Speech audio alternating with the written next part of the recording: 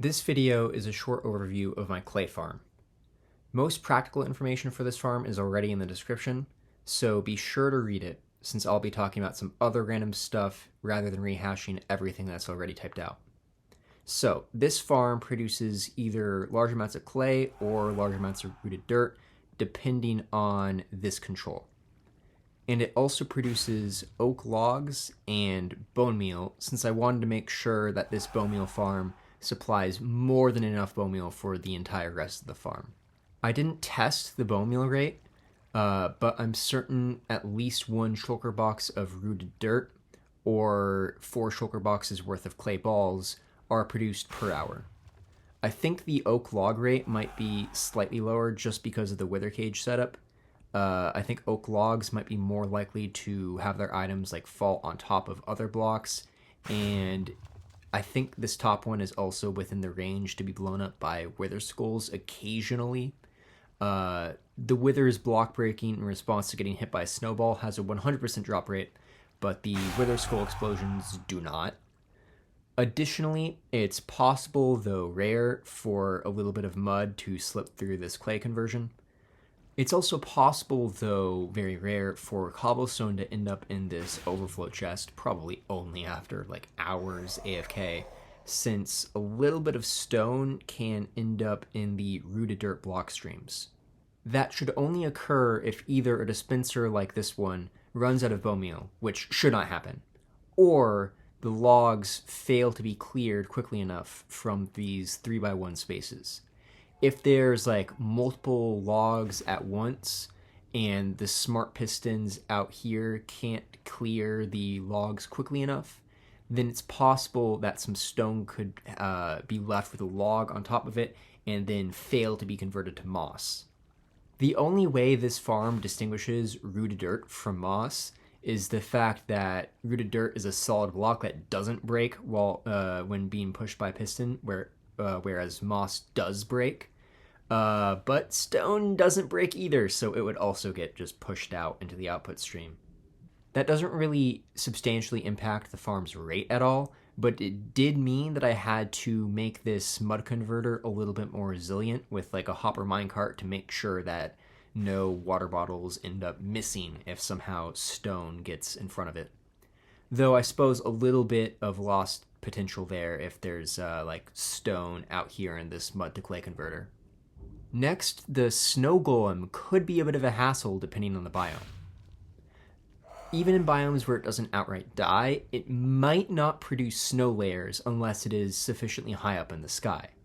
In case you don't want the entire farm in the sky, I have this variant with a small station up here where snowballs are produced and then dropped down to the wither cage. Lastly, I need to mention that this entire farm seems bad at dealing with crashes. Since I play on mobile, Minecraft crashing is a sizable risk for long AFK sessions. So my personal plan is to AFK for an hour or two at a time and make lots of world backups so that I can revert to the most recent backup if the game crashes. Presumably, Windows 10 Edition doesn't crash as much, I would think, but either way, it's worth keeping in mind. During testing after a crash, I've seen stones slip into the rooted dirt output. I've seen the state of this like 1:44 splitter get messed up with like the wrong number of items in these 2 droppers. And there's also an unexpected issue, glitched moving blocks. If a piston like this one was pushing blocks at like just the wrong time before the crash, the blocks in front of it can end up in a weird glitch state where I'm pretty sure you have to just manually break and replace the blocks. In particular, I once saw it in this like weird state where there was, it looked like there was mud here and here and here and here, and I think this one didn't have a mud in front of it. So clearly, just before the crash, this piston was about to like fire or something to push down that mud.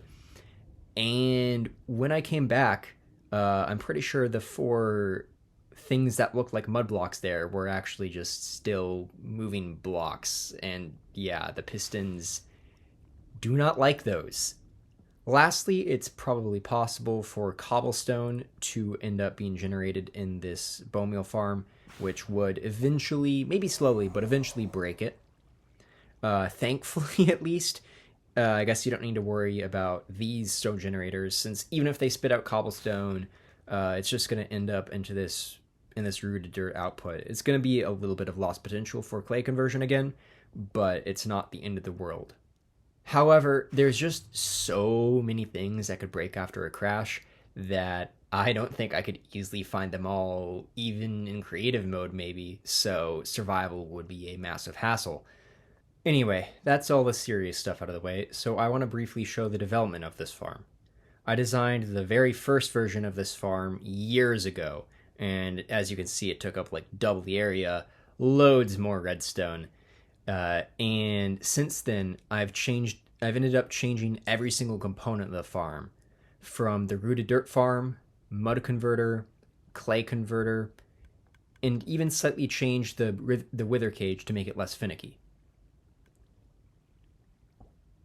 This farm is probably very, very niche, and I designed it solely because I used a lot of clay blocks in my survival-based design, and got tired of mining for clay and rivers and oceans for hours. Of course, in the spirit of automating tasks, no matter the cost. This has resulted in me neither mining for clay, nor actually using any of my clay farm designs in survival. However, this is probably the final version of the farm, aside from the fact that copper bulbs could slightly simplify the redstone in two places of the farm, here and here. Therefore, I've put together a lot of information for building this farm, including a Structura pack I'll be using to actually build this in survival. Structura, by the way, is something created by Mad Hatter, which is vaguely like Matica, but for Bedrock Edition. It retextures arbor stands so that you can see where to place blocks, and you can repose the armor stand to go layer by layer. It's very convenient. Also, the materials list for this farm is slightly complicated. There may or may not be over 60 unique blocks and items required to build the farm. So I've left the materials list as a Google Sheet rather than trying to put it in pure text form in the description. With that, goodbye, and I hope this farm seems cool, even if you never use it.